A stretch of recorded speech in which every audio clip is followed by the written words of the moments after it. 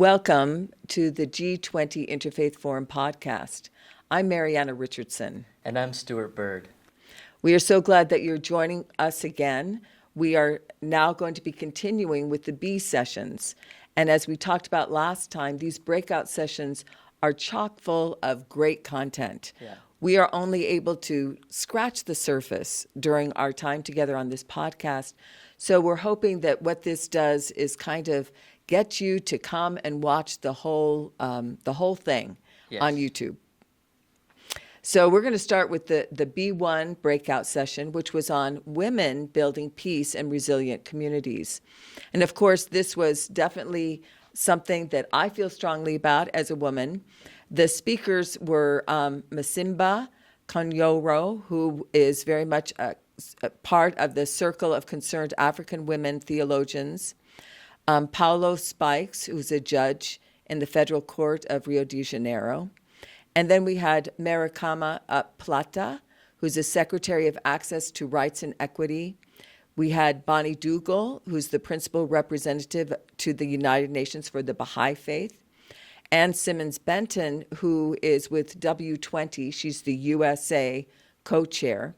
And then Elcimar Diaz-Pereira, who's an international advisor for Black Women's Institute. And then Katya Kozłowski, who's the manager of governmental relations for CONIB. And then Rachel Tavernor, who's the program strategist on gender justice for ACT Alliance. So it was an amazing group. Basically, some of the key takeaways that happened during this discussion was to recognize and amplify the conditions of women in building peace and resilient communities, particularly with faith-based context. And then the importance of advocacy for increased representation of women in leadership positions across all sectors, whether it's government, whether it is civil societies, whether it is business, it doesn't matter. We need to make sure that women have a more leader role in everything that they do. And then to promote intersectionality approaches to address the unique challenges that face women, especially those that are, as we talked about before, the ones that are with vulnerable populations. The reconceptualization of peace and security to include access to social services.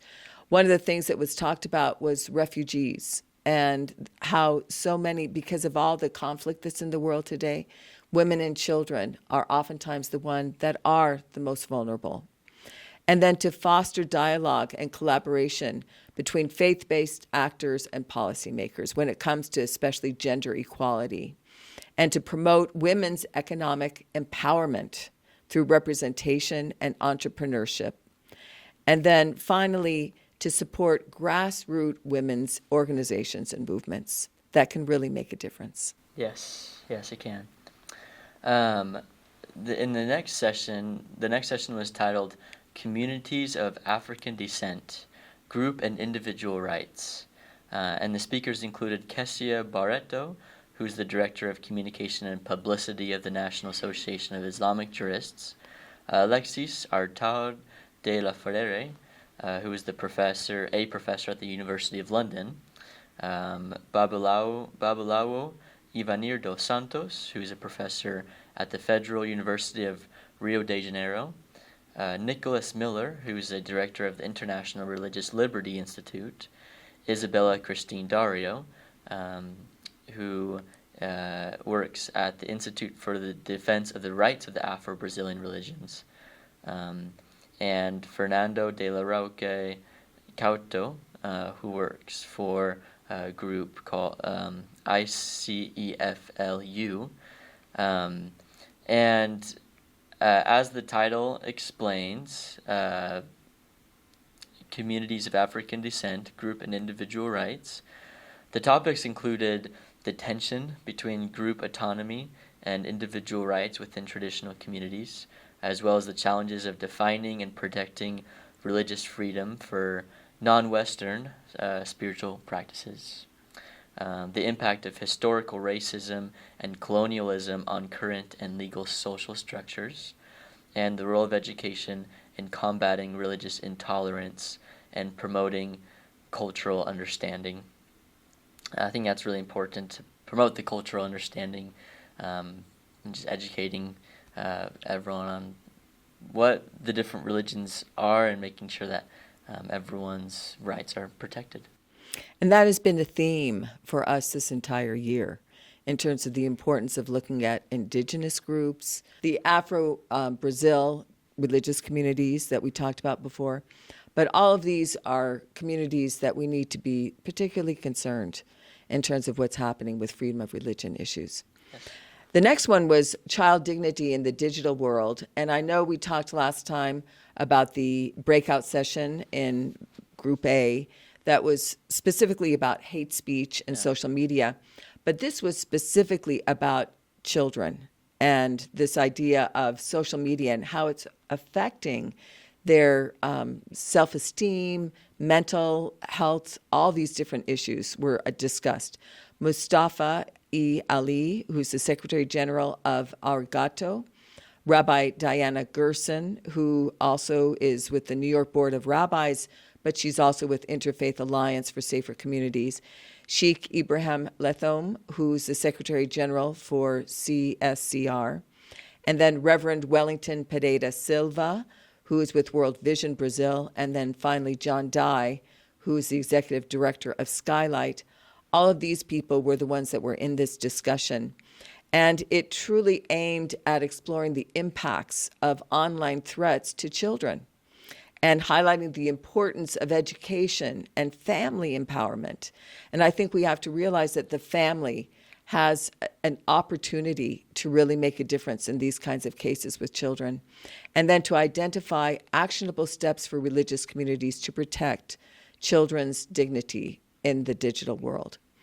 One of the key takeaways for me was this idea of developing comprehensive online safety curriculums for children and adults. As we talk about the focus for families, sometimes parents just don't know what to do. They just need some help and some support in terms of how can they help their children to understand how to use the digital world. Realize the digital world is not going away.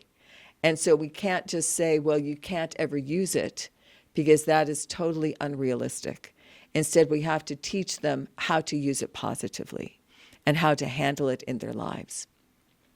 We also have to recognize that protecting children online is a collective responsibility involving parents, educators, religious leaders, and also government people. Policy needs to be brought into place.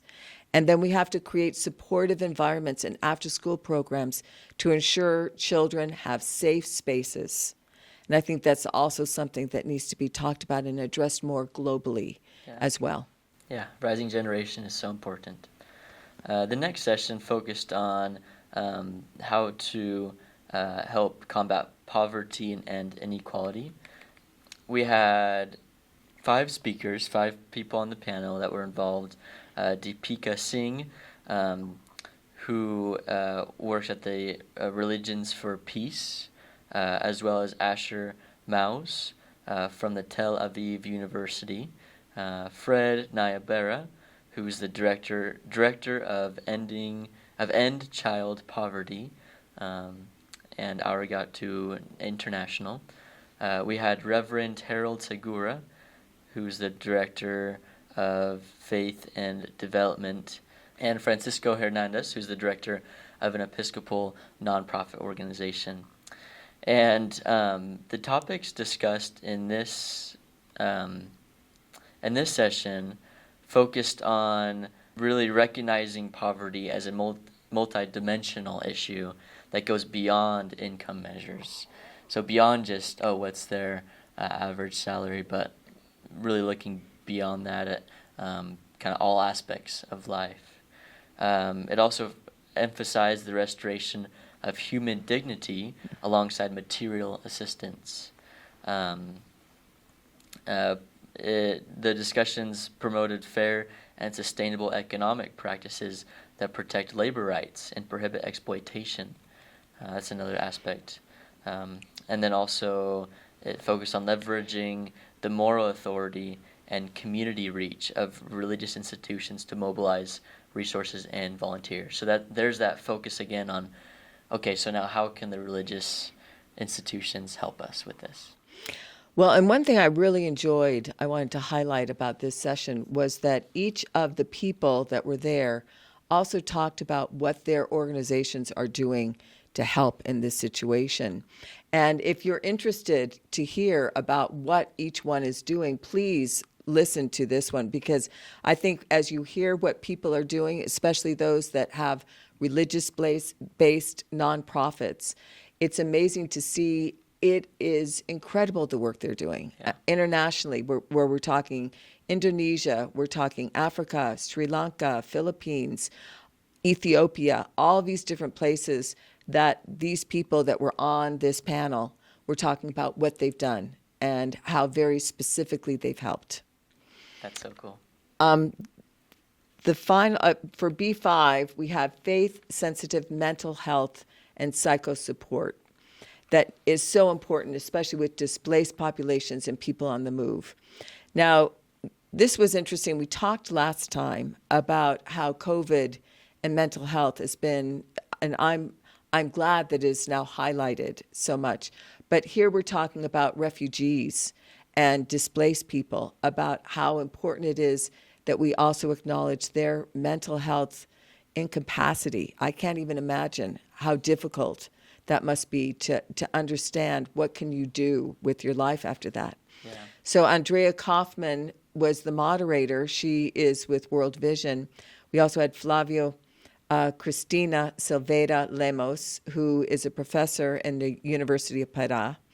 We had Dr. Mohammed Abu Hilal, who is at Syria Bright Future. Dr. Kathleen Rutledge, who is also a university professor at the Queen Margaret University. Nelson Arns Newman, who's with Pastoral de Criança International, and then Rachel Miner, who's the CEO of Bellwether International. So one of the things that was talked about here was how important it is that we advocate for increased funding and support for locally led faith-sensitive initiatives in mental health, that we encourage collaboration between faith-based organizations and mental health professionals. Oftentimes, people will go to their pastor or their religious leader for some mental health or mental guidance, and how important it is that we also have them get services with counselors, professional counselors as well. And that we support research and evidence gathering on the effectiveness of faith-sensitive mental health approaches. And then finally, that we work towards decolonizing mental health practices and ensuring cultural relevance in some of these interventions. Because we also have to understand how important it is that we acknowledge the faith and also the culture of people as we deal with mental health challenges. Rachel Miner specifically emphasized the importance of trust building in implementing faith-sensitive approaches. And I did want to just end this discussion of B5 with a quote that she said, "The greatest challenge is trust. If you're going to work at a community level, people are not going to trust you initially. They're not going to trust your programming, especially in the Middle East. It's going to take longer to establish a faith-sensitive approach. It's going to take more emotional energy to earn the trust of this community, but it will last longer." And I think that is really powerful, a powerful statement about how we can work towards truly helping in this mental health crisis. I love that. That's amazing.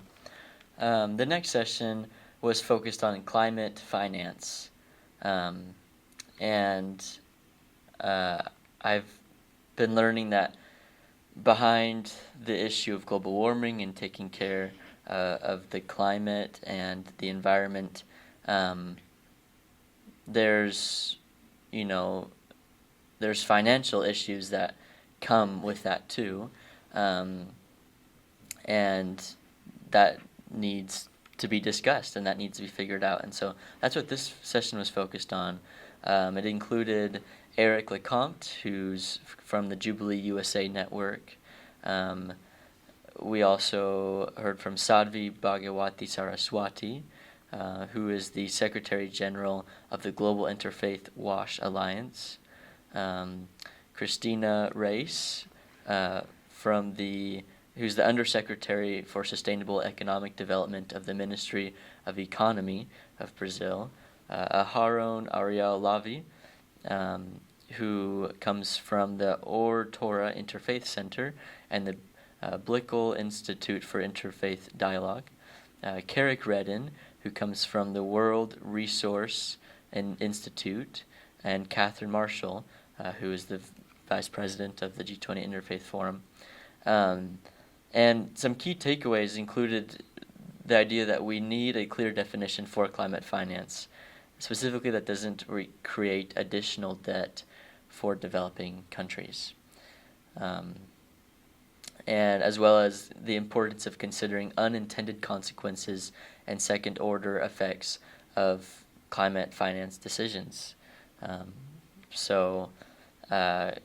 As well as also the discussion focused on the value of incorporating indigenous knowledge and empowering local communities in climate finance allocation. So the indigenous communities need to be in the conversation because, they may have knowledge that can help. They can help with this, and they will have knowledge that can help with this. So really, really great topics there. Oh, I agree. And, as we talked before, this whole idea of the Amazon, that was something that we talked previously in Belém and Manaus, but how their understanding of nature and climate control can help us all to take better care of our beautiful world and to keep it beautiful. And I think that's something we always have to remember.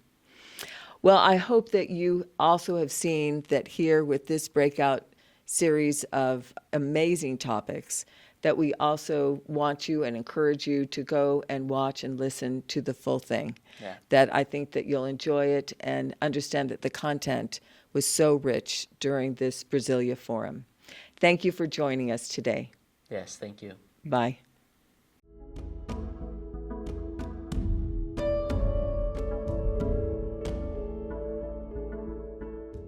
The podcast provides information and discussions on the G20 Interfaith Forum, but the views expressed are those of the individuals involved and not necessarily the official stance of the forum. The content is for general informational purposes only and should not be considered professional advice or expert recommendations. Listeners should exercise personal responsibility, seek professional guidance, and conduct further research when making decisions based on the podcast. The information shared may not always reflect the most current developments, and external links or resources are provided for additional information but are not endorsed or controlled by the podcast. By listening to the podcast, listeners acknowledge and accept these disclaimers. Please be aware that the content of this podcast may be subject to copyright. Unauthorized copy, distribution, and reproduction of any part of the podcast is prohibited.